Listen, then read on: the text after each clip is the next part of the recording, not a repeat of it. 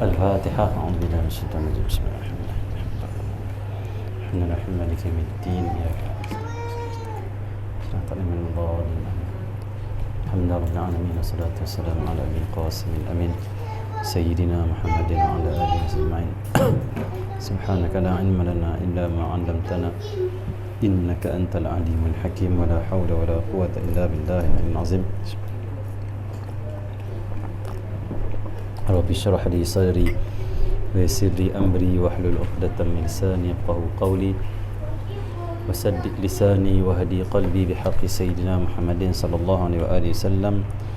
اللهم صل وسلم على سيدنا محمد وعلى آله وأصحابه صلاة لا نهاية لكماله وعدد كماله. اللهم صل وسلم على سيدنا محمد فاتح لما أغلق والخاتم لما سبق ناصر الحق بالحق والهادي إلى صراطك المستقيم صلى الله عليه وعلى آله وصحبه حق قدره مقدار عظيم. بسم الله رب العظيم ورسول الكريم الملائكة المقربين. الصلاة والسلام عليك يا سيدي يا رسول الله، خذ بيدي قلت حيلتي أدركني.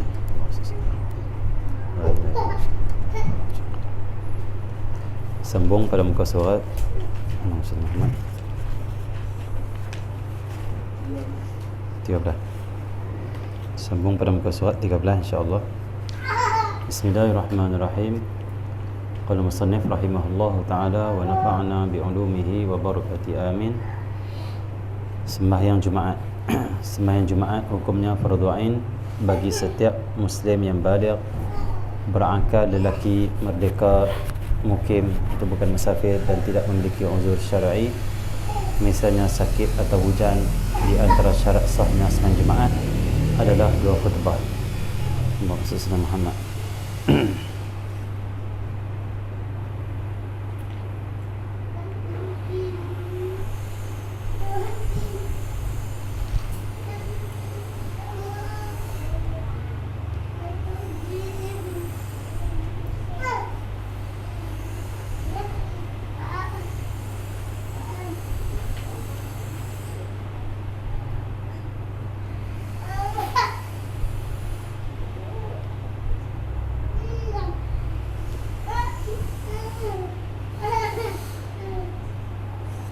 Yang tu bukan mukim, yang tu mustautin tu. Maksud Muhammad.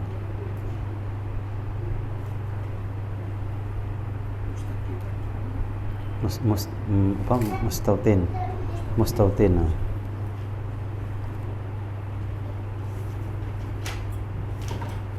Bukan mukim situ, kebetulan. Mungkin silap cetak. Dekat mukim tu bukan mukim. Mustautin. Mustautin. Mustautin. Mustautin. Mustautin. Okey. Sembahyang Jumaat hukumnya fardu ain bagi setiap muslim yang baligh. Yang belum baligh lagi tidak wajib untuk sembahyang Jumaat. Dan sembahyang Jumaat itu Allah Subhanahu Muhammad wajib juga pada orang berakal dan orang gila tak termasuk. Dan syarat dia juga fardu ain tu ke atas lelaki. Walaupun orang perempuan boleh saja untuk sembahyang Jumaat. Kalau orang perempuan hadis sembahyang Jumaat, dia tak wajib dah untuk sembahyang Zuhur. Boleh. Kalau di Mekah, di Madinah ramai orang perempuan pergi sembahyang Jumaat. Tapi yang fardu ainnya yang wajib ke atas diri itu hanyalah bagi orang lelaki. Merdeka bagi seorang hamba tak wajib untuk dia pergi sembahyang Jumaat. Tapi zaman kita tak ada lah hamba. Kebanyakan semua kita ni merdeka. Lepas tu mustautin, bukan mukim, mustautin. Mustautin tu apa? Orang yang Allah senang mustautin. Mustautin apa maksud dia? Maksudnya orang yang tidak akan berpindah walau hujan, panas, dan niat dia duduk di satu tempat itu sampai mati. Kalaupun dia musafir pergi mana-mana, Allah senang, walaupun lama 20 tahun dia duduk di KL, tapi dia tak niat nak menetap di KL, nak mati di KL, hanya nak kerja. Dia tetap niat nak balik ke kampung halaman dia. Mustautin tu apa? Mustautin adalah orang yang Allah semangat, dia duduk satu tempat, memang dia niat aku menetap di sini sampai matilah. Kalaupun dia pergi kerja 10-20 tahun di tempat luar, bukan dia nak duduk selama-lama di sana, hanya nak kerja Lepas kerja dia niat, aku nak balik ke kampung balik. Allah senang. Bila dia pergi kerja di KL 10 tahun tanpa niat untuk menetap terus di sana, dia panggil mukim. Dia mukim di sana. Mukim. Okey. Mukim dengan mustautin ni, Allah senang. Apa bedanya? Kalau mukim, Allah senang, dia ini bukan orang situ pun, bukan menetap situ pun, tapi dia duduk situ, Allah senang, sebab dia musafir ataupun sebab dia pergi kerja. Sebab lain lah. Dan mereka ini tak termasuk dalam jumlah 40 orang yang mensahkan, menyebabkan sahnya Jumaat. Satu, jangan kita dengar nasihat KKM semuanya, mestilah kena rujuk para ulama sama. Contoh KKM ataupun Kementerian Kesihatan Malaysia mengatakan sembahyang Jumaat hanyalah boleh pada 40 orang, dan yang tu juga disarankan oleh fatwa mufti-mufti yang ada di negeri-negeri. Okey, yang pertama, ya, fatwa 40 orang saja sembahyang boleh, silakan. Tetapi AJK masjid, tetapi bukanlah 40 orang itu KKM pergi bagi tahu kata yang boleh hanyalah AJK masjid 10 orang contoh, cari lagi 30 orang. Tak kena, sebab bukan semua AJK masjid mustautin. Ada yang mai kahwin dengan orang Tong Kayak ni, kahwin dengan orang sini, dia bukan niat nak mati sini, tapi dah dia kerja sini, kahwin dengan orang sini. Dan dia niat, pas aku pencen apa semua, aku nak balik sana lah kampung. AJK yang macam ni, dia jangan pergi. Orang lain kena pergi. Siapa? Orang yang mustautin yang memang dia tak niat nak pindah di qaryah tu, dia memang niat hidup menetap mati situ. Macam tu Dan AJK masjid pula di depan pintu pagar, dia kena pakai SOP agama, bukan SOP KKM saja. SOP agama, ikut agama. Ikut agama apa? Tanya, kamu ni mustautin ke mukim? Kamu ni kerja sini ya? Kamu orang luar tak boleh. Kalau ada 39 orang mustautin, yang orang sini betul-betul orang sini, seorang yang daripada luar mai, tak sah sembahyang Jumaat. Tak sah. Berdosa pula kalau depa tak sembahyang Zuhur. Ganti dengan sembahyang Zuhur. Allah senang. Okey, jadi Allah senang, bukan biasa-biasa kita nak buat satu hukum dan nak buat satu ibadah. Allah senang, bukan senang. Bukan dengar nasihat daripada pihak tertentu terus buat. Tak, kena rujuk betul-betul kitab dan juga agama kita yang sebenar. Macam tu bukan ikut pandai kita saja. Kalaupun tempat yang fatwa mengatakan 12 orang sembahyang Jumaat, dan itu juga termasuk dalam qaul mazhab Syafi'i, paling kurang 12 orang boleh, tapi 12 orang tu juga wajib mustautin juga. Wajib mustautin. Okey. Dan 40 orang tu juga 40 orang tu juga yang sembahyang cukup-cukup tu berisiko sangat-sangat. Dan sepatutnya depa tak boleh tetapkan 40 orang tu saja. Tak tahu apa nak kena lah, tak apa nak kena. Sebab 40 orang ni mensahkan Jumaat, itu pendapat muktamad dalam mazhab Syafi'i. 40 orang mensahkan Jumaat. Kalau lah tengah-tengah sembahyang seorang pergi mufarakah keluar balik, batal hari tu sembahyang Jumaat, tak sah. Bahaya cukup-cukup 40 orang. AJK masjid pun ikut, kita kena cukup-cukup 40. Kena rujuk ilmu. Allah senang ilmu. Imam mesti buat keputusan, kalau 40 tepat bahaya ni, ambil 42, ambil 43. Tu orang ada ilmu macam tu. Ni tak boleh tadi, mesti kena 40 cukup-cukup. Risikonya apa? Kalau seorang tu terbatai ke, keluar ke, mufarakah ke, pergi sakit perut ke, tinggal waktu tu tak sah pula sembahyang Jumaat dia apa? Tak sah. Dia kena tunggulah, kalau sakit perut tunggu, buat lain. Nak buat lain pula. Okey ya. Jadi mestilah 40 orang tu dari awal dengar khutbah sampailah bagi salam. Dan kalau waktu khutbah seorang tak ada, tak sah juga. Tu bahaya 40. Yang wajib mendengar khutbah 40 orang mustautin. Hal selebihnya tu dia tak sampai tahap kalau tak dengar tak sah sembahyang Jumaat dak. Contoh ramai dah pergi masjid, kita pergi sembahyang masjid lambat. Orang baru sembahyang Jumaat. Orang nak sembahyang Jumaat baru kita pergi. Sah sembahyang Jumaat kita. Allah SWT. Khutbah hanya wajib pada 40 orang. 40 orang awal tu kena ada. Selagi tak cukup 40 orang, imam khatib tak boleh mulakan macam khutbah. 40 orang pula mustautin.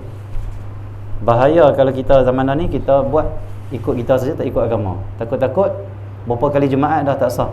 Alhamdulillah. Di akhirat ingat ada pahala sembahyang Jumaat, tengok-tengok tak ada, buat dosa saja.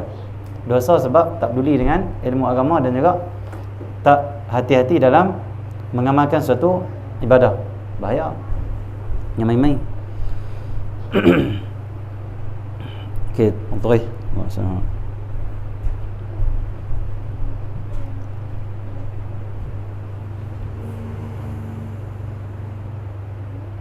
Okey, terus. Tu bahkan mustatin dan tidak memiliki uzur syar'i, misalnya sakit atau hujan. Maksud dia apa? Kalau hujan lebat, hujan tu apa? Hujan sekira-kira basah kita punya bau dan basah kita punya tapak kasut. Hujan kalau terang tu maksudnya dia kira uzur syar'i, tak apa kalau meninggalkan solat Jumaat. Tetapi kita bukan zaman dulu, zaman ni dah kereta dah, payung pun dah, pilah. Maksudnya pilah. Tak basah, tak api. Maksudnya ataupun dia sakit. Sakit yang diharuskan dia tayamum, dia sampai dia kena tayamum sebab sakit dia berat, itu tak apa. Katakan demam biasa-biasa, sakit biasa-biasa saja, kena pergi juga sembahyang Jumaat. Sakit kepala saja kena pergi juga sembahyang Jumaat. Di antara syarat sahnya sembahyang Jumaat adalah 2 khutbah. Allah Subhanahu Muhammad. Sahnya satu solat Jumaat itu adalah 2 khutbah. Kalau 1 khutbah tak sah. Rukun khutbah. Rukun khutbah ada 5. Yang pertama sekali memuji Allah Subhanahu Wa Taala, iaitu hamdalah, alhamdulillah. Allah Subhanahu. Alhamdulillah. Allah Subhanahu.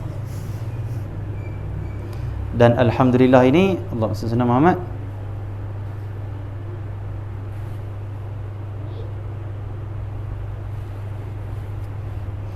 dan memuji Allah Subhanahu Wa Taala ini Allah Subhanahu Muhammad ada beberapa kalimah ataupun sirah yang dibolehkan. Di antaranya apa? Kita sebut alhamdulillah, tu dikira kita dah buat rukun pertama. Ataupun kita nak sebut lillahil ham, lillahil ham, lillahil ham, boleh juga. Maksudnya ataupun hamdan lillah, boleh juga. Ni bagi orang yang tak mahu sebut alhamdulillah, nak sebut sirah lain, maksudnya apa? Cara lain. Maksudnya tapi kalau di ataupun ana hamid, ana maksudnya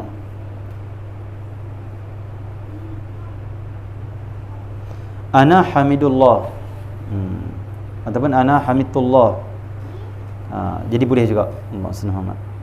Tapi kalau dia nak tukar kalimah alham ni dengan kalimah subhanallah, tidak sah. Mesti kalimah alhamdulillah. Dia nak mulakan khutbah dia dengan kalimah Allahu Akbar, tak sah.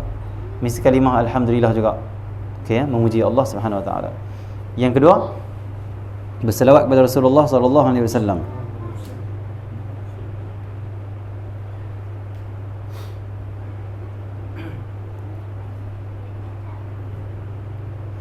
Yang kedua, berselawat ke atas Nabi sallallahu alaihi wasallam. Paling kurang Allahumma salli ala sayyidina Muhammad. Itu paling kurang untuk mensahkan khutbah dia. Yang ketiga, berwasiat nasihat untuk bertakwa pada Allah. Berwasiat nasihat takwa kepada Allah Subhanahu Wa Taala. Tapi kata ulama, kalaulah dia tak kata ittaqullah, tetapi isi khutbah dia tu suruh orang bertakwa pada Allah, memadailah. Tapi ittaqullah tu untuk selamatlah, takut isi khutbah pergi lain. Awal itu terus buat rukun terus alhamdulillah, salawat, lepas tu terus sebut ittaqullah. Yang keempat, membaca paling sedikit 1 ayat Quran pada salah satu khutbah. Maksud dia apa? Ayat Quran tu tak wajib ada di khutbah pertama dan kedua, mana-mana saja boleh. Allah SWT nak letak ayat Quran di khutbah pertama boleh, khutbah kedua pun boleh, sah. Yang penting ada ayat Quran dalam khutbah kita. Allah SWT paling kurang 1 ayat lah. Yang keempat, membaca paling sedikit. Yang kelima, berdoa untuk kaum muslimin, kaum mukminin pada khutbah yang kedua. Okey. Allah SWT berdoa pada orang muslim ni wajib pada khutbah yang kedua. Kalau tak ada doa pada orang mukmin pada khutbah yang kedua, tidak sah khutbah dia. Allah SWT tidak sah khutbah. Bila tak sah khutbah, tak sahlah solat Jumaat. Allah SWT. Okey.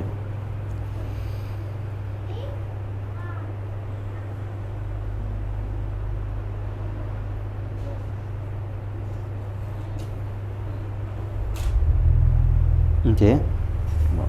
Terus. Perkara yang wajib lakukan ketika khutbah. Yang pertama sekali berdiri. Allah SWT. Yang kedua bersih. Dan khutbah ini Allah Subhanahu kita disunatkan untuk tetap badan kita. Allah Subhanahu. Dan jangan duk gerak gitu. Dia tetap cakap je. Itu khutbah. Allah Subhanahu. Itu cara yang betul dan cara sunnah.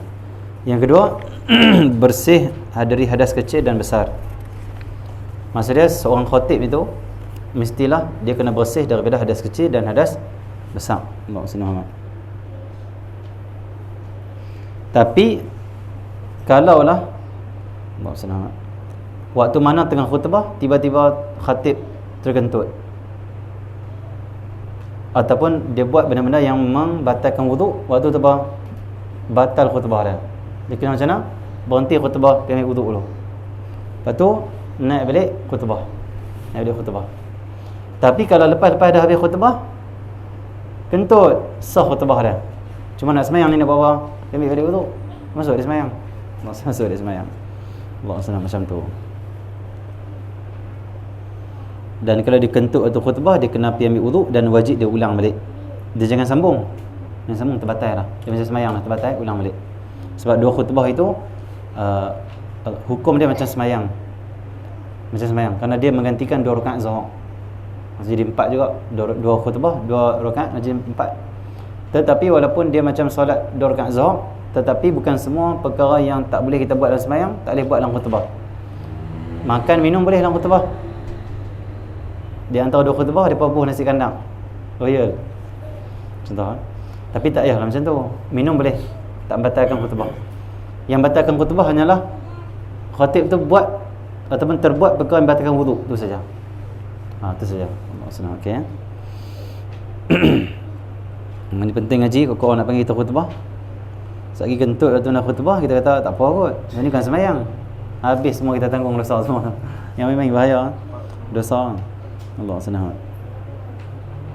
Tapi kalau waktu mana khatib dia sedang khutbah kentut, tapi dia nak ganti dengan orang lain, seumpama seorang imam yang terbatal, dia kena keluar ganti orang, boleh. Dan tak wajib ulang, hanya sambung.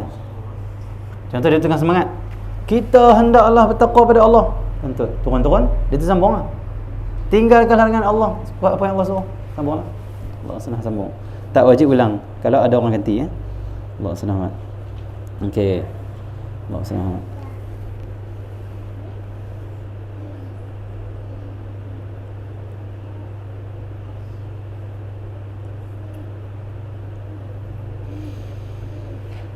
Dan Allah SWT Muhammad, dan waktu mana seorang khatib itu Allah SWT, dia berdiri tengah macam khutbah, lepas tu dia disunatkan duduk Allah SWT Muhammad di antara 2 khutbah.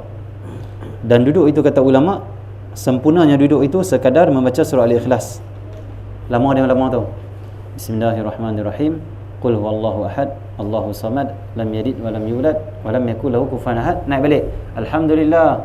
Contoh.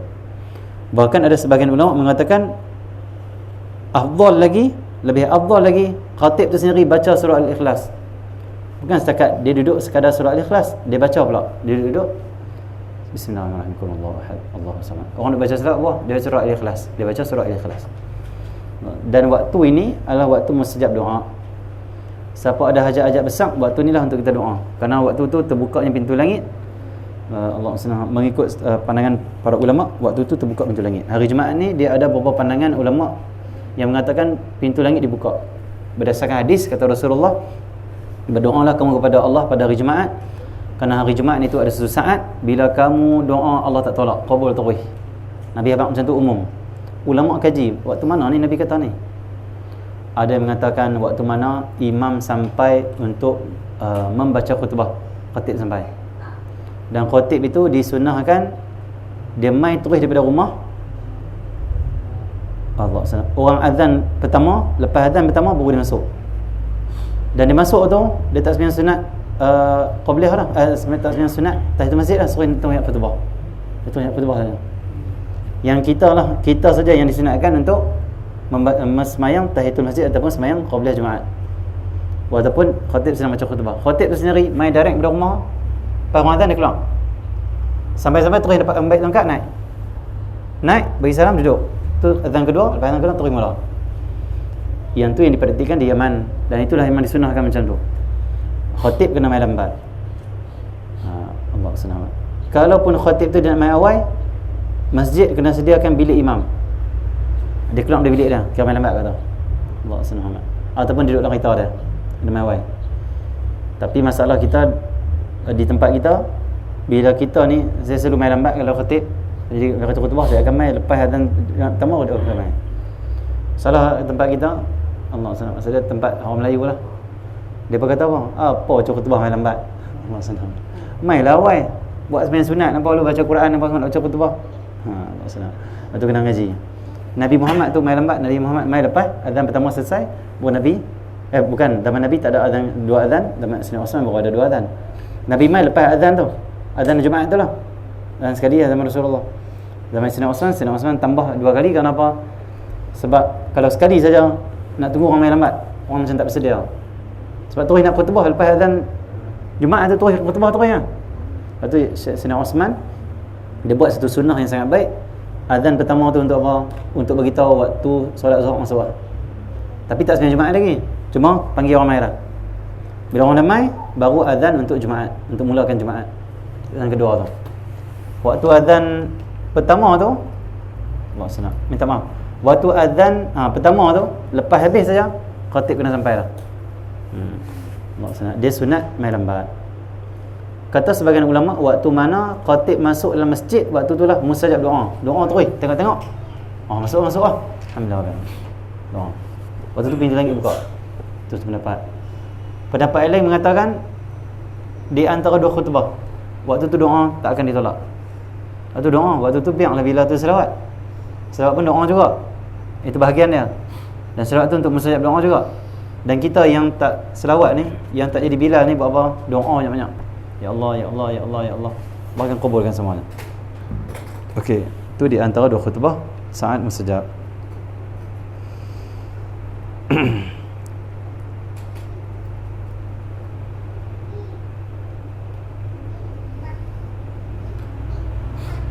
Okey, terus. Allah SWT. Yang kedua, bersih dari hadas besar dan hadas kecil. Tu imam naik khutbah, lupa tak mandi hadas tadi. Allah SWT. Junub daripada rumah, kalut sangat kot. Tidur lewat kan, bangun lewat, pederah habis nak cakap khutbah. Tengah-tengah khutbah punya sedap, sampai orang pun takbir apa semua, sampai orang pun ada pensan apa semua, sebab zuk sangat, sebab tak mandi junub. Dia teringat, Allah tak mandi junub tadi, tidur tadi. Wajib dia turun waktu tu, gantikan orang lain. Allah senang. Dah ada orang lain akan mulakan khutbah sebab dia junub terus ni. Dari awal kita sah. Bahkan haram pula dia masuk masjid, tapi disebabkan dia lupa, dimaafkanlah. Cuma dia kena cepat keluar, pergi balik mandi. Apa khatib macam tu. Okey ya. Aluk sangat khatib pun okey.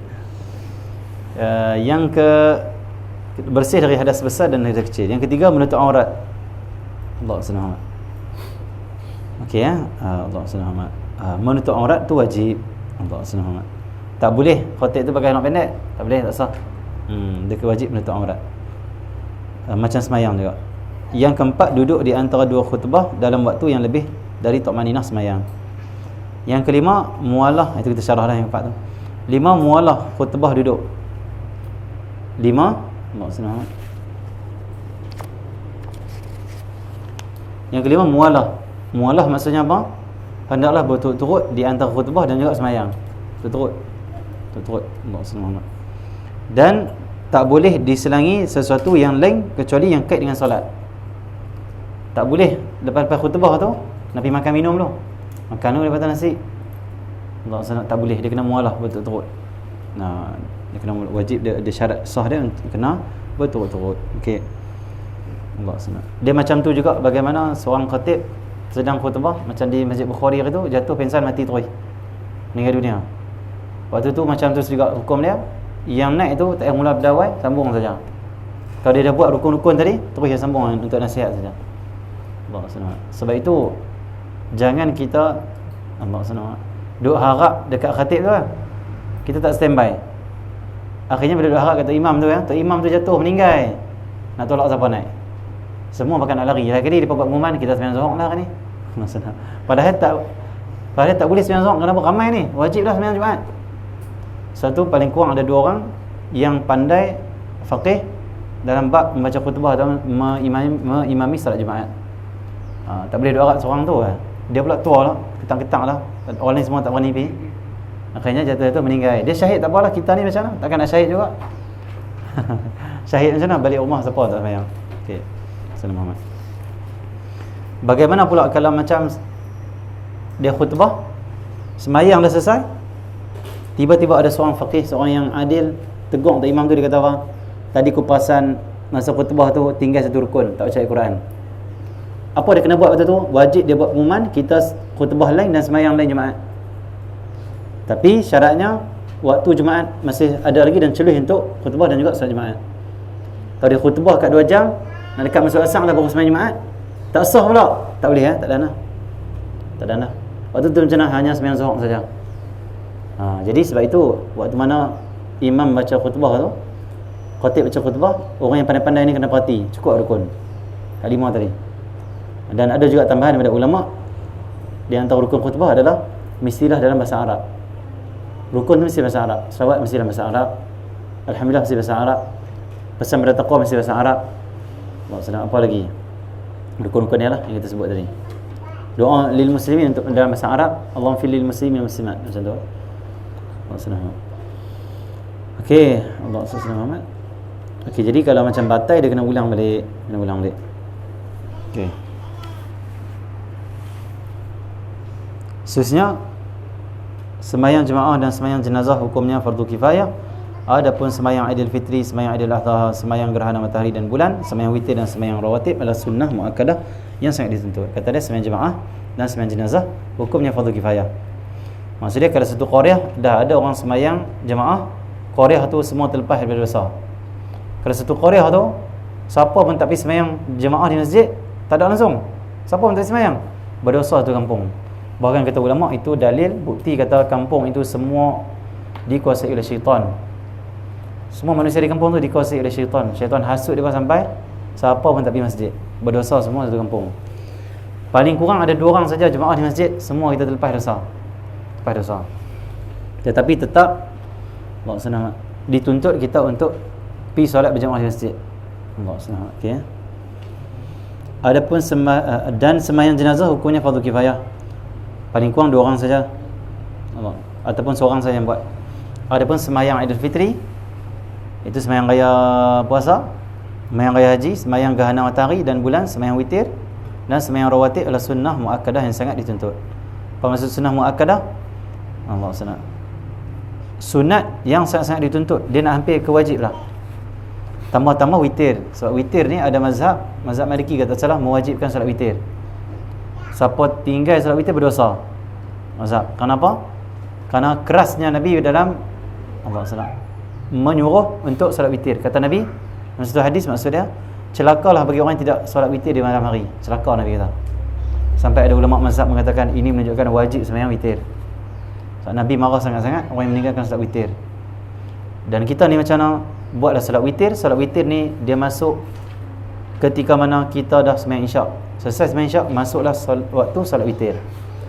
Walaupun dalam keadaan kita musafir. Jamak takdim. Jamak takdim itu apa? Jamak yang waktu awal itu. Gabungkan maghrib dengan isyak. Isyak duduk dalam waktu maghrib. Kita jamak. Kita musafir kan? Lepas sembahyang isyak, walaupun waktu maghrib ni masih ada lagi, sembahyang isyak dah sembahyang sebab jamak, lepas tu terus boleh buat witir dah. Witir ni nak sah dia macam mana? Mesti kena sembahyang isyak dulu. Siapa tak sembahyang isyak lagi, tak boleh sembahyang witir. Dia tak pukul 10 dah ni waktu isyak dah ni. Witir lah baru lagi isyak, tak sah. Allah SWT. Mesti dahulukan isyak baru witir. Okey ya? Allah SWT. Macam tu. Okey. Dan sembahyang witir ni sangat penting kerana Allah SWT yang pertama dituntut oleh Nabi, yang kedua Allah SWT witir tu juga tidak pernah ditinggalkan oleh Nabi SAW, sangat dituntut. Bahkan kata ulama, bagi orang lelaki kalau dia pun nak kuat, bukan makan ubat apa tu macam mana pocok, sembahyang witir jangan tinggal. Orang lelaki kalau sembahyang witir tak tinggal, dia akan kuat tenaga dia. Tenaga. Allah senang. Itu kelakian lah, tenaga kelakian akan kuat. Sembahyang witir jangan tinggal. Al-Habib Salim Syatiri, orang ziarah dia tanya. Dia tanya apa? Kamu sembahyang witir buat tak? Pelajar tu kata, ya buat Habib. Berapa rakaat witir kamu buat? 3. Habib kata witir bukan 3.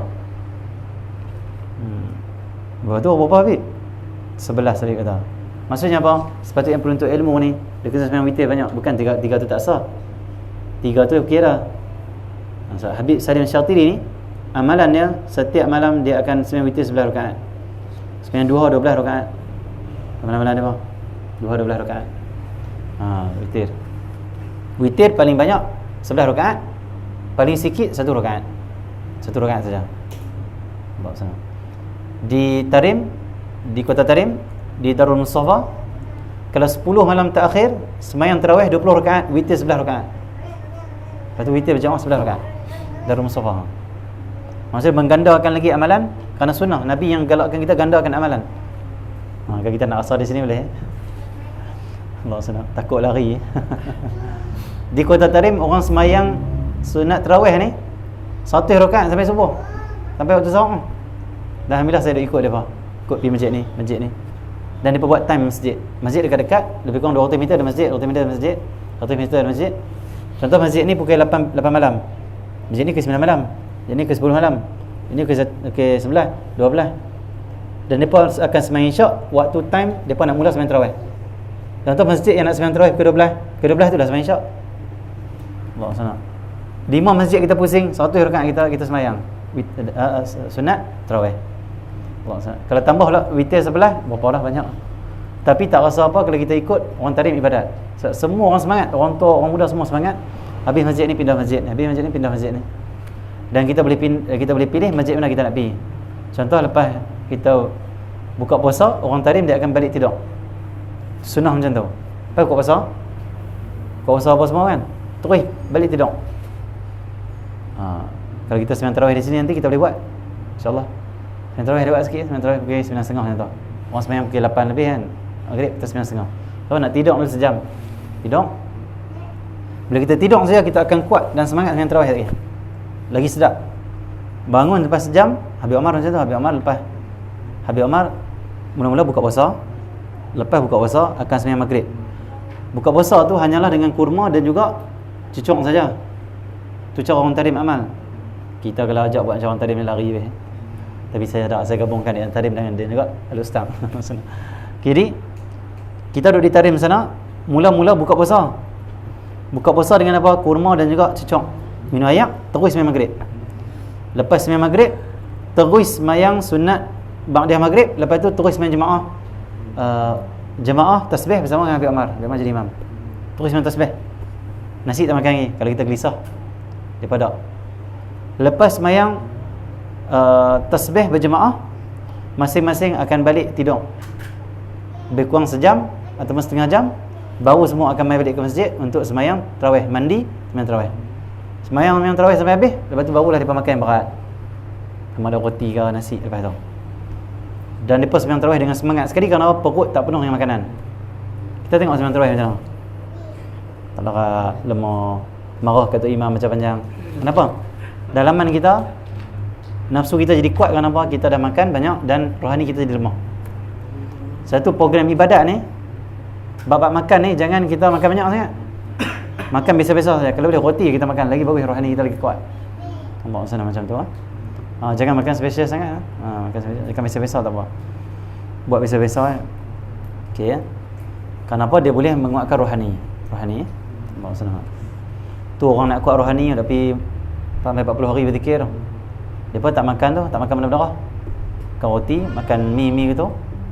Tapi 40 hari lepas berzikir tu, pergi sendiri berzikir, balik tu memang hati ni memang habis penuh roh.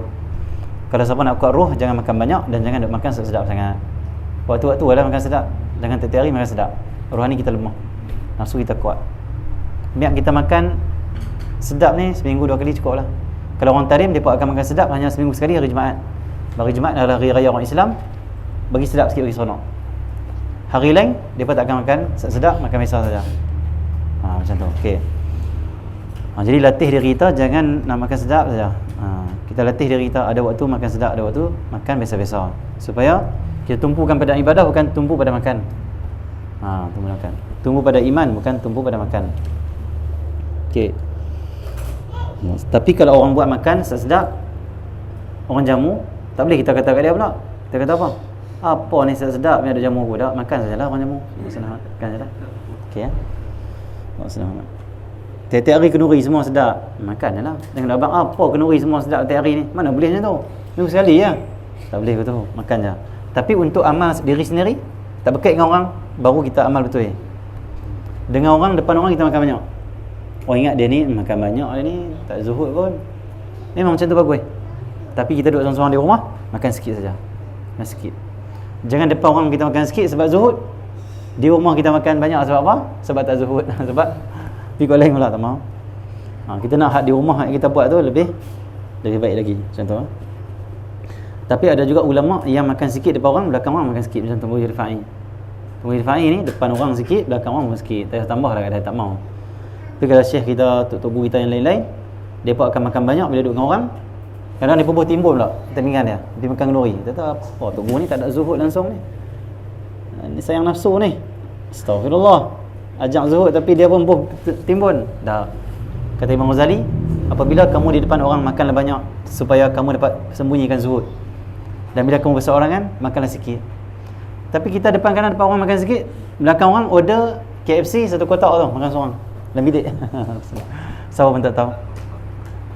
Jangan macam tu Allah senang. Tapi kita tak buatlah, semua sini zuhud insya-Allah. Allah senang. Okey, jadi macam tu. Allah senang. Kalau kita tak makan banyak, insya-Allah kita sihat. Kita sihat. Okey. Makan cukup-cukup saja, masalah cukup-cukup kan. Allah senang amat. Turih. Baca tahu nak tahu. Pergi sampai sana. Witir Okey, sembahyang witir. Jadi sembahyang witir ni mula masuk lepas sembahyang isyak dan akhir pada waktu sebelum kita angkat takbir sembahyang subuh. Tu. Walaupun dah azan subuh dah, boleh ke sembahyang witir? Boleh? Itu pandangan ulama dalam mazhab Syafi'i. Allah senang. Tahajud tak boleh lah. Jadi qada lah kalau buat. Dah azan dah. Tahajud ni dah sebelum subuh. Tapi witir selagi mana kita tak sembahyang lagi fardu subuh, tak angkat takbir Allahu akbar subuh berjemaah ataupun subuh seorang-seorang, masih lagi sembahyang witir boleh. Silakan nak buat. Okey ya. Sebab tu kita di sini kita abang macam tu. Dah masuk waktu dah kita kata siapa tak sembahyang witir lagi witir sembahyang. Okey ya. Allah senang. Dan sembahyang rawatib adalah sunnah muakkadah yang sangat dituntut. Jadi azamlah kita untuk amalkan sembahyang witir. Sembahyang witir kalau kita buat satu rakaat boleh, tapi kalau menjadi kebiasaan makruh. Tak dapat pahala. Sebab nampak malas sangat tu. Sampai sebulan satu tu tak meningkat langsung. Dia kena paling kurang 3. Tapi kalau ada waktu tak larat, dia kadang selang-selang kadang-kadang buat satu tak larat. Okey? Tak makruh. Tapi kalau tiap-tiap malam satu, makruh. Itu hukum kadang-kadang sembahyang witir. Dan sembahyang witir kita boleh buat 3 terus, 5 terus, atau 11 terus. Nak buat satu, salam saja boleh. Tidak menjadi masalah apa-apa. Cumanya sunnah pada malam hari, kata Rasulullah, salatul lail mathna mathna. Solat malam hari kata Rasulullah 2 rakaat, jangan buat direct terus kata Nabi. Dan larangan Nabi ini dan juga suruhan Nabi ini suruhan sunat saja, bukan wajib. Boleh kita nak buat tahajud terus 4 rakaat, 8 rakaat. Boleh. Tetapi tak sunat macam tu.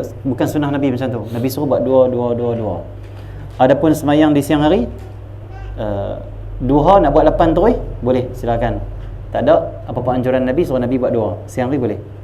Boleh buat direct. Cumanya tahiyat awal itu mesti kita letak, kalau nak buat tahiyat awal lah, tak buat tahiyat awal, tahiyat akhir terus. Kalau nak buat tahiyat awal itu dia duduk di 2 rakaat yang terakhir. Rakaat ke-7 lah, kena buat 8 terus. Rakaat ke-7 tu tahiyat awal. Rakaat ke-8 tahiyat akhir. Kan kita sembahyang 4 rakaat kan, hak 3 tu baru dia tahiyat kan. Betul tak? Hak 2. Dia 2 sebelum 2. 2. Dia kalau 8 tak mana? Dekat ke 8 dekat 6 lah, dekat 6. Okey, sampai dekat 6 tahiyat awal. Lepas tu 2 ni lebih. Dan bila kita tahiyat awal saja, waktu tu dah tak sunat kita membaca surah. Sebelum ni semua baca surah. pertama surah, rakaat kedua surah, rakaat ketiga surah, 4 surah, 5 surah, 6 surah. Tahiyat awal saja surah dah time dah tutup. Hanya baki baca Fatihah untuk 2 rakaat terakhir. Itu cara kalau nak buat direct. Tapi risiko kita buat direct terus adalah lupa rakaat. Dia 7 ke 8, 7 ke 8 tambah lagi, direct sampai jadi 20 lah. Maksudnya okay. Nak bilang tu payah. Tak cam. Yang lebih sesuai kita buat 4 8 terus rakaat. Okey. Dan Nabi SAW solat duha Nabi 8 rakaat. Nabi buat 8. Paling kurang kita buat 2 cukup dah. Tapi kalau nak murah rezeki, ada yang nak kahwin ni, ada yang berniaga ni, nak murah rezeki ni, ada yang bisnes ni, 4 rakaat solat duha dah murahkan rezeki dah. Kerana ada hadis riwayat Tirmizi, kata Rasulullah, siapa yang sembahyang di awal pagi dia 4 rakaat sunat, Allah akan cukupkan keperluan dia pada hari itu, murah rezeki maksudnya. Paling kurang 4 rakaat untuk murah rezeki. Kalau 8 tu lebih lagi Allah nak bagilah, lebih. Dan paling banyak sembahyang duha ada 2 pandangan. Yang pertama pandangan Ibnu Hajar Al-Haytami, yang kedua pandangan Al-Imam Al-Imam Syekh Romli. Ini 2 ulama mazhab yang besar dalam mazhab kita. Al-Imam Romli dan juga Imam Ibnu Hajar bersepakat sembahyang duha paling afdal adalah 8 rakaat. Paling afdal. Kenapa? Nabi tak pernah tinggal 8 rakaat. 8 sampai tiap hari. Paling banyak 12 rakaat. Paling afdal 8, paling banyak 12. Kerana ada hadis Nabi sebut tentang duha 12 rakaat. Tapi Nabi buat 8 lah. Yang afdal adalah 8. Kalau nak banyak sampai 12 kan. Lebih pada tu dia panggil sunat mutlak saja. Dia kata waktu duha nak sembahyang 1000 rakaat lah. Boleh? 12 tu duha, yang lain semua sunat mutlak. Sunat mutlak. Seperti mana Imam Ahmad sembahyang duha, waktu duha dia sembahyang sunat sebanyak 500 rakaat. Malam sembahyang malam 300 rakaat. Imam Ahmad bin Hanbal. Allah SWT. Tu kita kalau nak rasa kita ni banyak amal, kena tengok ulama-ulama macam tu. Tu kata-kata Tuan Uji Rifai. Tuan Rifai kata kita ni amal sikit, kita rasa banyak. Kalau tak rasa juga sikit, kita tunggu kena dengar kisah-kisah dan baca kisah-kisah wali-wali yang ibadat banyak-banyak, baru kita rasa ibadat kita tak ada apa, kecil sangat sikit. Duha aku 4 banyak ni, rekod ni 4 ni, selalu buat 2 lah. Dengar dengan Imam Ahmad sampai 500 rakaat waktu duha tu sembahyang, kita rasa apa? Tak ada apa lah aku, sikit. Bagus rasa sikit untuk kita rendahkan diri kita, dan juga kita rasa kehambaan. Sikitnya aku buat, nak tambah lagi lah, macam tu. Takut rasa banyak menyebabkan kita tinggi diri, dan juga kita rasa cukup. Tak boleh, ibadah mana pernah cukup. Okey Allah SWT. Tak mana lagi. Okey. Sedangkan sembahyang duha dan sembahyang tarawih adalah sembahyang-sembahyang sunat yang memiliki banyak keutamaan dan pahala.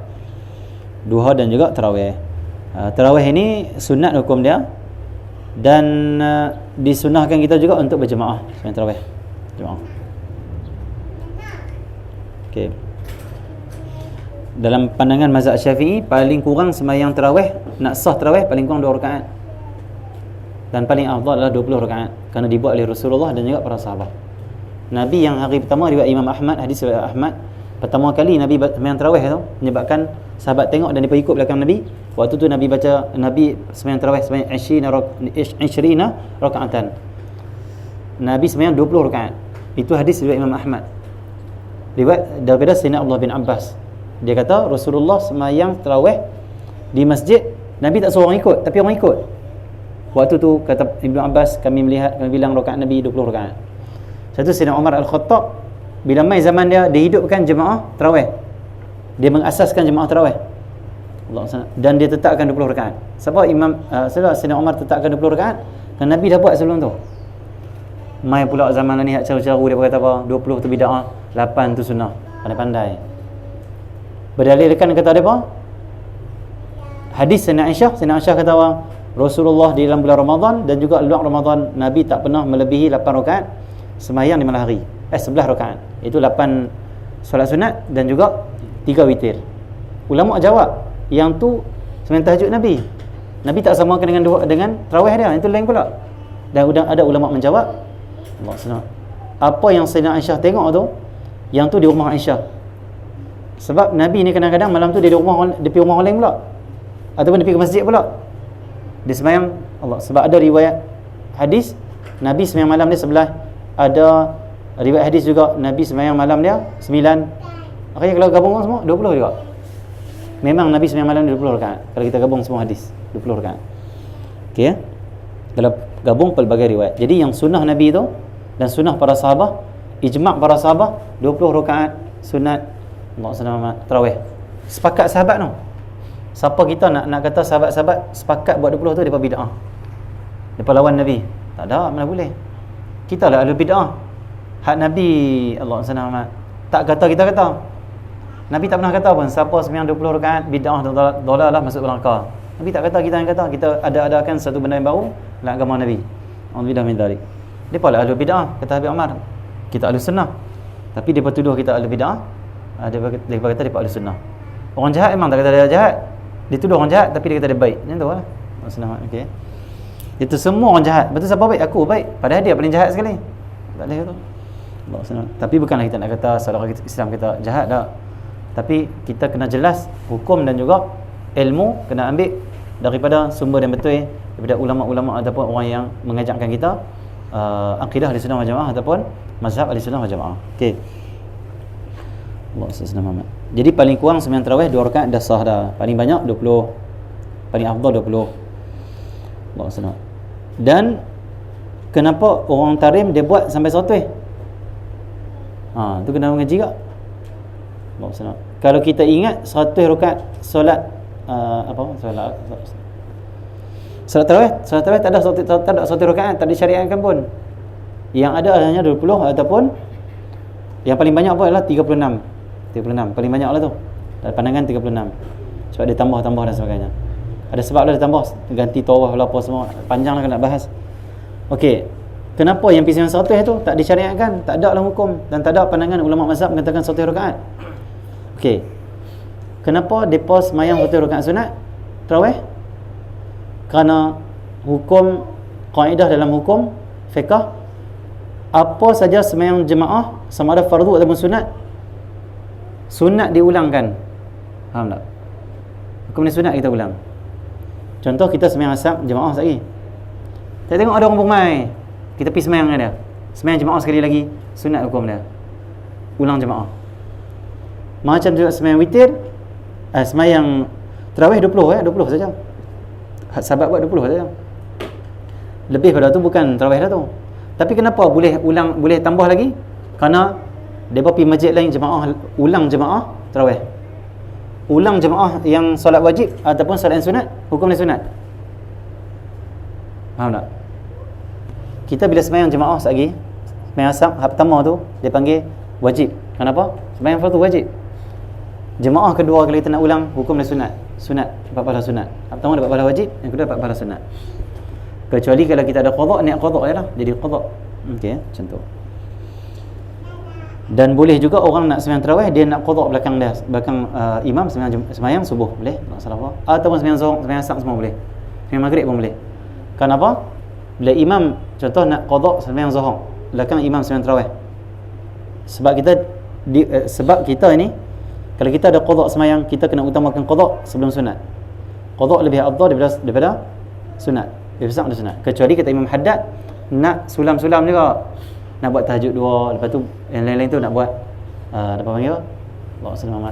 Qada dibolehkan kata Imam Haddad. Silakan kata Imam Haddad. Sebab semua ibadah kata Imam Haddad semua baik. Tak larang. Imam Haddad tak larang. Orang yang nak sembahyang sunat walaupun dia ada qada. Okey, jadi Allah SWT. Kita sembahyang belakang imam tarawih. Dia 2 rakaatnya. Kita nak qada zuhur. Tadi tak sembahyang zuhur ataupun tahun lepas ke? Okey, buat 4 lah. Lepas dia bagi salam, tambah lagi 2. Tu saja. Tak salah faham. Cumanya orang akan rasa pelik. Kantoi kita qada, tu saja. Tak mau kantoi subuh. Target dulu pernah tinggal sembahyang subuh 5 tahun. Target kita Ramadan tahun ni subuh selesai semua. Kiralah kalau setahun tu ada 360 hari, maksudnya kena sembahyang subuh sebanyak 360 kali.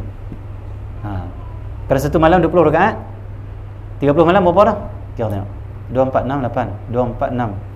Berapa 600 rakaat? Berapa? 600 kan? Betul ya. Boleh lagi matematik alhamdulillah walaupun lama tinggal. Saya tak minat matematik, tapi asas-asas boleh. Tak minat. Kalau kelas matematik tidak, Allah SWT tak suka mengaji matematik. Tapi matematik penting, matematik penting.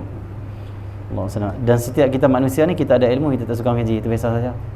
Tapi ilmu agama tak ada pilihan, suka tak suka wajib mengaji. Matematik tak apa tidak. Kita minta maaf cikgu, saya tak suka lah matematik, saya tidak lah. Cikgu izin tak apa, Allah SWT. Cikgu tak izin tak boleh, Allah SWT. Tapi wajib mengaji juga, basic-basic matematik kena juga. Sebab dia wajib juga sebenarnya, sebab kita nak lepas daripada ditipu dan sebagainya. Okay, ya?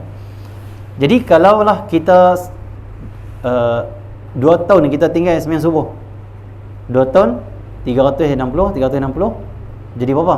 700 apa? 720. Sebulan tu kalau kita sembahyang tarawih tak tinggal 600. Waktu subuh kita dah qada. Tinggal berapa lagi ya kita kena tambah? Sikit lah. Tambah sikit lagi, selesai. 2 tahun kita sembahyang subuh dah selesai kita punya qada. Kan banyak tu. Allah banyak macam tu. Okey. Dan kita dapat juga pahala, jangan ingat tak dapat pahala, dapatlah pahala. Pahala menghidupkan malam tu, menghidupkan malam Ramadan. Okey. Tapi pahala kita lebih besar kenapa kita buat yang wajib bukan buat yang sunat. Allah SWT.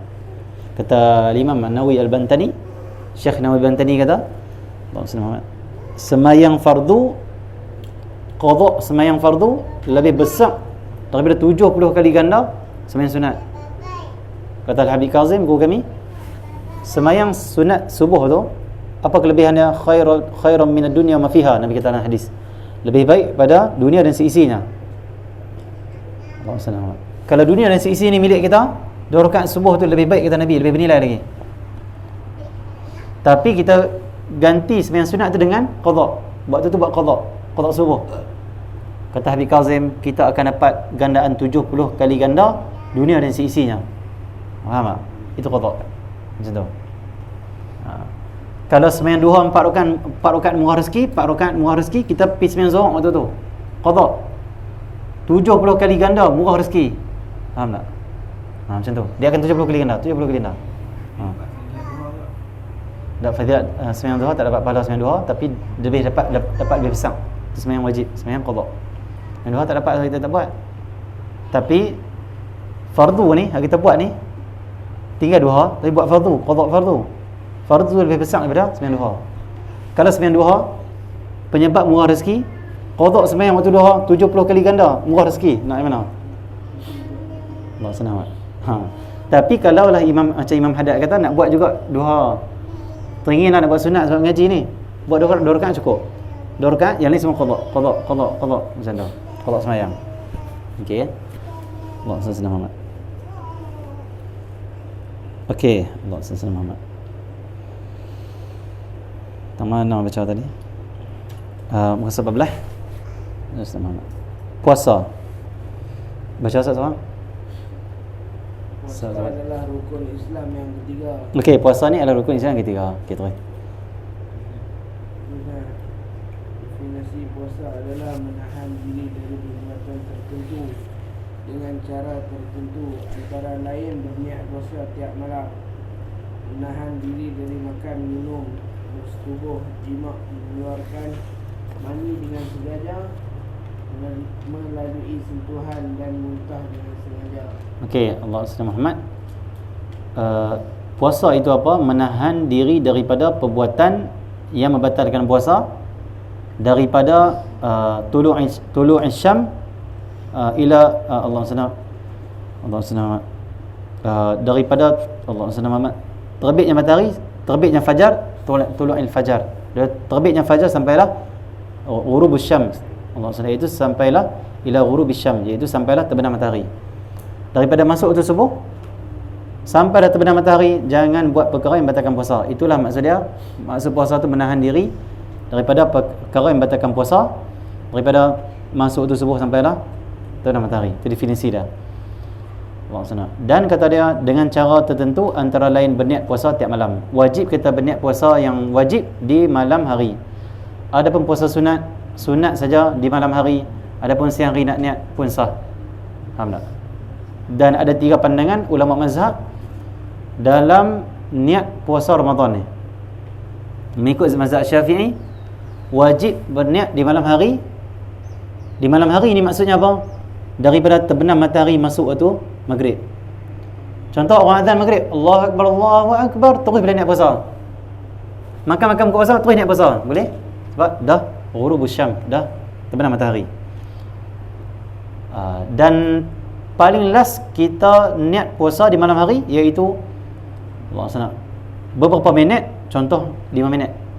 Paling lebih hati-hati 5 minit. 5 minit sebelum masuk waktu subuh. Kita kata tak boleh kau masuk waktu subuh tu baru niat. Tak boleh, kenapa? Kerana fajar tu dah terbit, habis dah time untuk kita berniat puasa. Tetapi siapa yang lupa niat di malam hari, Allah SWT Muhammad, masuk subuh baru dia teringat nak niat, waktu tu boleh pakai mazhab Allah SWT Muhammad Hanafi, yang mengatakan puasa fardu itu sah walaupun kita niat di siang hari. Terbit fajar dah sah, boleh. Pandangan kedua. Dan Allah SWT, pandangan dalam mazhab Hanafi ni juga, kalau habis dia lupa pun, contoh dia tidur daripada lepas maghrib tak niat, sampailah pukul 10 pagi esok dia tidur, tak niat puasa, lepas tu kena qadha sembahyang lagi, tinggal sembahyang. Pukul 10 pagi tu dia boleh tak niat puasa? Kalau taklid mazhab Hanafi boleh. Mazhab Hanafi ni puasa sunat ataupun fardu boleh niat selagi mana tak masuk waktu zuhur. Saya ada peluang. Dan ini juga ditulis dalam kitab-kitab mazhab Syafi'i.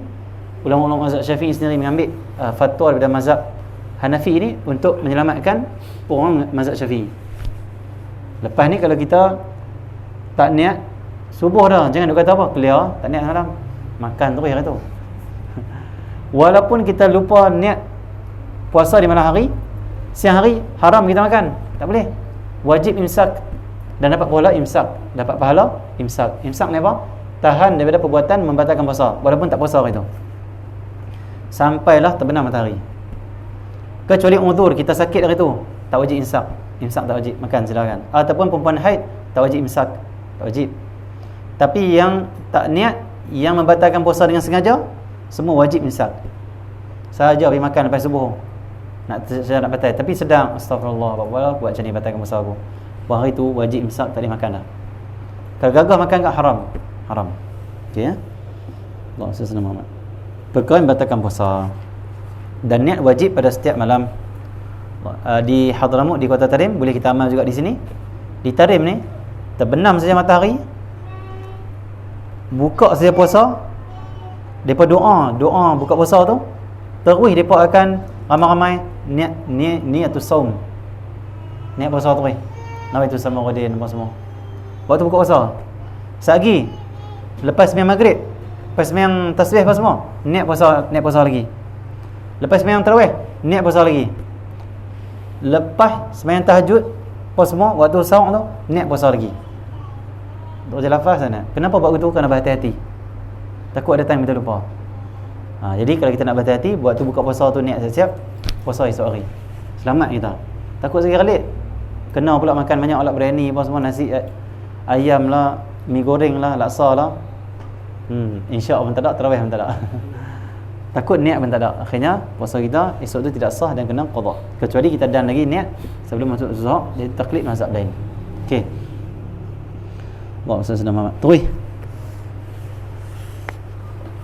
Puasa yang sempurna dapat dicapai dengan menjaga tubuh yang akan disebutkan nanti dari segala sesuatu yang dibenci oleh Allah. Disebutkan dalam sebuah hadis bahawa ada 5 perbuatan yang dapat membatalkan pahala puasa, iaitu berdusta, mengumpat, mengadu domba, bersumpah palsu dan memandang dengan syahwat. Okey. Di antara perkara yang membatalkan puasa juga, sikit lagi kita tertinggal tadi, iaitu menahan diri dari makan dan minum. Kecuali dia makan dan minum dalam keadaan lupa, dimaafkan. Makan sampai 10 pinggan tapi lupa, dimaafkan walaupun banyak. Dia tak macam dalam semayang. Kalau dalam semayang makan banyak walaupun tak sengaja, batal. Tapi dalam puasa makan banyak dalam keadaan lupa, tak batal. Biryani malam tu ada lagi, ayam bau sedap, kambing pula. Lepas subuh tu lupa, hari pertama pula puasa memang lupa lah, biasalah. Makan sampai 2 pinggan. Lepas tu baru sedap, Allah, puasa ni macam mana? Tak batal puasa. Dan kata Rasulullah, orang yang lupa dan dia makan waktu tu, Allah rezekikan dia, Allah bagi makan kepada dia.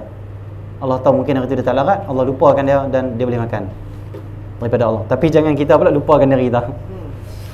Allah baru pada ni, aku lupa, aku puasa ni, aku lupa, batai dah. Tak senang. Macam mana kalau kita teringat waktu mana makanan tu dalam mulut, luah kumuk mulut tu. Jangan dah duduk mulut lah, luah pun tak boleh lah, rezeki ni baziak tak boleh. Telan bila, nampak macam mana? Tak boleh, luah tu. Kecuali dah lepas dah telan, teringat tak apalah yang tu. Okey. Dan ada dua hukum kalau kita tengok orang tu buka peti ais di siang hari. Dia buat nasi, dia ada hukum. Kalau dia orang soleh, jangan tegur dia, kata ulama. Oh, tok guru buat nasi ni, kesinan pagi ni, hari ni puasa Ramadan ni. Jangan tegur, kata ulama. Itu rezeki dia. Dan dia orang soleh, dia tak sengaja tinggal. Mesti dia lupa tu. Itu rezeki Allah bagi pada dia. Jangan tegur. Tu ulama sebut dalam mazhab Syafi'i sebut nafaqah. Kalau kawan tu jenis tak kuat iman, jenis kita tahu mengarut punya orang, pergi tegur dia. Hang tak puasa ni? Oi, puasa lah. Wajib ni. Dosa tak puasa hang tahu tak? Dia pun tak jadi. Cegah maksiat dah. Kalau orang soleh, tak cegah. Okey. Macam di sini ramai orang soleh kan, duk main ngaji ni. Lepas ni pakai tak nasi lepas subuh. Lepas tu bila tengok sangka baik, tak apa. Lawak Allah senang. Jadi kalau ayah kita orang soleh, dia buka peti ais pagi-pagi tu, dia pergi dia. Sangka baik ya, dan katalah, sangkalah bahawa Allah beri makan kat dia. Jangan kita peringat lah, tak wajib kita peringat dia. Okey ya. Allahumma salli ala Muhammad. Okey, terus sikit lagi puasa. Puasa yang sempurna boleh dicapai dengan mengusahakan santapan halal untuk berbuka puasa yang tidak berlebihan dalam makan. Hendaknya terutama pada hari-hari yang mempunyai keutamaan menurut syariat. Allah yang Maha mengetahui dan hanya dari Allah lah datangnya. Okey, kita dah habis bab puasa. Secara kesimpulannya, makan minum yang kita sebut tadi, Allah SWT dengan tak sengaja silakan, sengaja yang membatalkan, ataupun dia makan dengan terpaksa, boleh juga. Orang tak pistol kat kepala dia, dia kata makan berani. Tak makan aku tembak tu, makan berani tu. Tetapi syarat dia mestilah kita makan bukan nak bersedap, tapi untuk lepas dia dah paksaan dia. Tapi kalau dia kata nanti dah cantik lah, aku memang lapar orang ni, makan dengan dia belatak-belatak, waktu tu batal puasa dia. Tapi syarat untuk dia makan secara terpaksa tu, diancam tu, orang yang dia tak boleh elak ancaman dia. Kalau budak-budak tu macam Munzir tu baru umur 4 tahun, main letak pistol mainan, dia kata apa, ayah buka puasa, tak buka puasa, tembak dengan pistol ayam ni, jangan buka puasa pula. Sebab tu kena mengaji betul. Orang tanya kenapa buka puasa, anak aku ancam aku, dia nak tumbuk aku. Kalau aku tak, yang boleh kita silat-silatkan dah, dia tolak. Yang tak boleh elak, dia akan bunuh kita, boleh makan. Allah senang.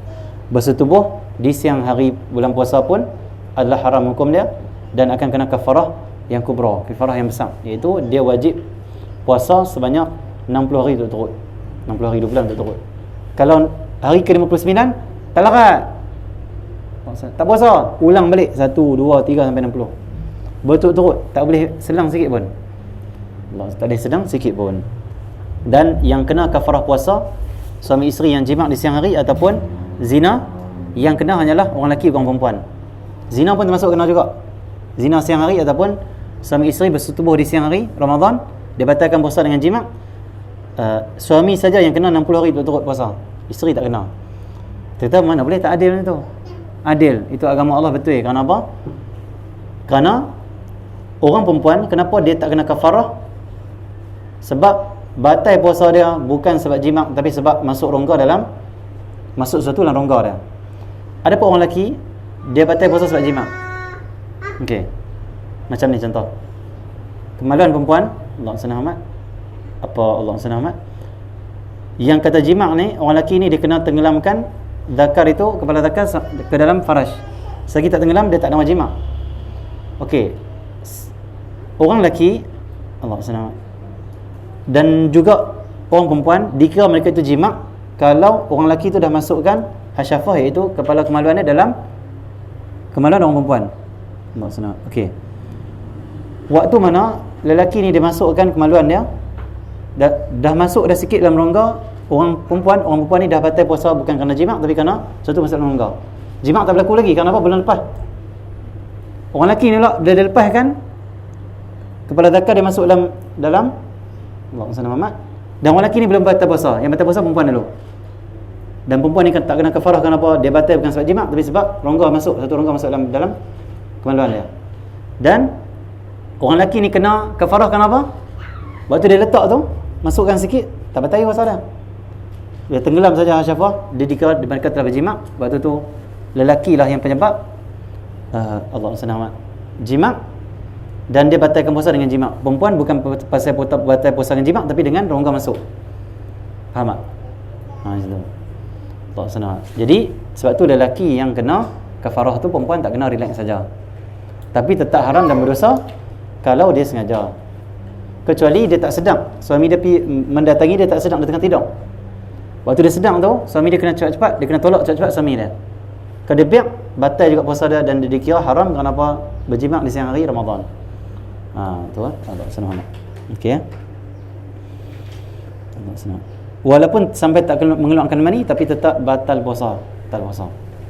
Allah SWT. Okey. Kalau dia tak mampu untuk puasa 60 hari berturut-turut, dia pun dah tak larat umur 70 macam tu. Tak larat dah nak puasa 60 hari berturut-turut, dia wajib bagi makan 60 orang miskin. 60 orang miskin.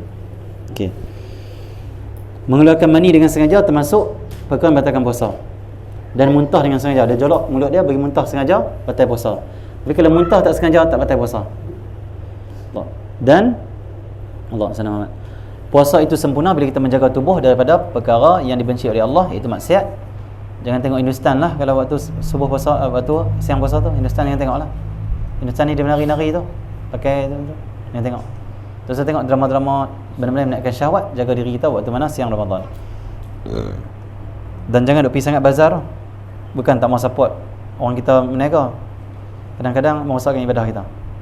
Bazar tu tengoklah yang pergi tu macam mana. Allah senang. Kalau nak pergi pun target nak beli apa? Aku nak pergi beli mutabak tang tu ya. Direct pergi, pop, terus balik. Jangan niat petang ni tak ada apa tau. Jalan-jalan bazar bahaya, takut merosakkan puasa. Bawa RM5, jalan satu, macam ni bawa RM500 pula. Bawa RM5, jalan sikit. Bawa RM500 tak apa, jalan banyak badan. Senang. Bawa RM5, jalan macam ni bawa RM500 je. Tengok. Tengok macam nak beli semua. Dah lah tak boleh beli semua. Yang kedua pahala hilang. Kesian kat dia. Tengok pula syahwat pula, berdosa lagi. Senang. Jadi nak pergi beli di bazar boleh, tapi target pergi pun balik terus. Allah senang. Jangan duk lepak di sana. Dan time tu sepatutnya kita membaca Quran dan berzikir pada Allah Subhanahu Wa Taala. Okey. Berdusta, mengumpat, mengadu domba, bersumpah palsu, cakap bohong. Pencakap bohong ni penyakit lah. Cakap bohong ni penyakit. Orang yang biasa cakap bohong, dia nak cakap bohong lagi. Dan dia kena betul-betul bersihkan diri dia. Banyakkan berzikir, istighfar, taubat yang betul-betul nasuha. Penyakit tu akan hilang. Cakap bohong ni itu penyakit sebenarnya, penyakit. Siapa biasa cakap bohong sekali nak cakap 2 kali, 3 kali, sampai dia jadi perangai dia cakap bohong. Dan cakap bohong ni bahaya, kerana cakap bohong itu adalah sifat yang dilaknat oleh Allah. Allah sebut dalam Quran, la'anallahu 'alal kadhibin, macam mana? La'natullahi 'alal kadhibin, macam mana? Di Quran tu. La'natullahi 'alal kadhibin, Allah sebut dalam Quran. Ya, apa tu sebelum tu? Maksudnya apa? Allah kata apa? Laknat Allah ke atas orang yang pendusta, cakap bohong. Laknat, na'udzubillah min dzalik. Dan orang yang cakap bohong, dia jauh dari rahmat Allah Subhanahu Wa Taala. Sebab itu kita kena jujur dalam hidup kita, jujur lidah kita, jujur hati kita. Nak kita ni jujur. Kalau orang tahu kenal kita macam tu, kita memang macam tu lah. Jangan orang kenal kita di sini kita baik, belakang kita tak baik, tak macam tu. Macam mana kawan kita kenal kita macam tu lah kita. Di rumah, di mana saja macam tu lah. Kita yang tu lah kita. Allah SWT. Luang kita macam tu, dalam kita macam tu. Kata para solihin, di luang kami itulah di dalam kami, kata dia. Maksudnya jujur sangat-sangat. Kalau luang ni kita nampak dia tawaduk, memang dalam tawaduk tu. Bukan luang tawaduk, dalam tak tawaduk dah. Allah SWT. Okey ya. Allah SWT. Kata para solihin, kalaulah Allah buka apa yang ada dalam kami, kami tak malu. Orang soleh kata. Kenapa? Sama saya dengan dalam kami. Kalau kami ibadah kepada kerana Allah, kami ibadah tunduk sujud rukuk kerana Allah, Memang dalam hati kami pun sujud dan rukuk hanya untuk Allah, bukan untuk pujian. Kalau Allah buka apa yang dalam hati kami, kami tak malu. Orang pun akan tengok, oh memang sungguh dia ni pun, nak malu apa? Kita benar, nak malu apa? Orang yang malu tu orang yang dusta, orang yang bohong, orang yang sembunyi di sebalik udang. Apa? Mi sebalik udang. Udang sebalik mi. Udang sebalik batu. Tahu udang sebalik batu? Tahu. Senang. Ada udang sebalik batu, ada sembunyi sesuatu. Ada udang sebalik batu. Allah senang. Okey ya. Allah senang. Okey terus. Allah senang. Dah zakat kita tak baca, zakat dengan haji kita tak baca, dia taklah sampai fardu ain untuk kita tahu. Kita terus langkau kepada tasawuf. Dan buka puasa juga kata Imam Habib Ahmad bin Zain Al-Habsyi, buka puasa yang berlebihan. Kata Imam Al-Ghazali dalam kitab Bidayatul Hidayah, Imam Ghazali, waktu mana kamu buka puasa janganlah memadamkan cahaya puasa, kata dia. Apa maksud memadamkan cahaya puasa? Kamu mengqadhakan makanan pagi dan tengah hari di waktu buka puasa. Puasa itu ada cahaya. Bila kita lapang, hati kita bercahaya, diri kita bercahaya dengan cahaya puasa. Imam Ghazali kata apa? Jangan padam cahaya puasa kamu dengan cara kamu jamakkan semua makan-makan kamu di siang hari. Contoh pagi tak makan sarapan, tengah hari tak makan, pagi sepinggan, tengah hari sepinggan, maghrib sepinggan, dia makan waktu buka puasa 3 pinggan terus. Sebab dia jamak takhir ataupun dia qada semua. Waktu tu hilang terus pahala dan hilang terus fadilat dan juga cahaya puasa.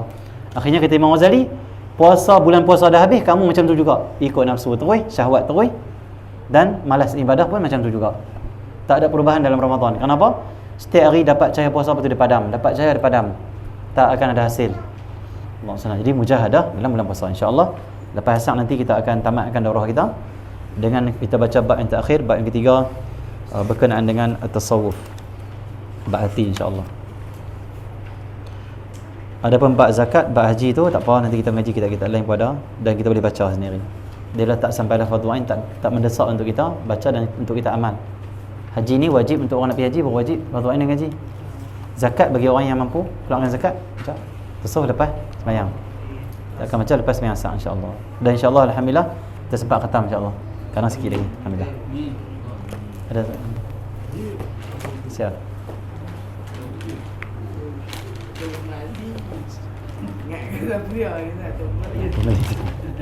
Kenali. Allah.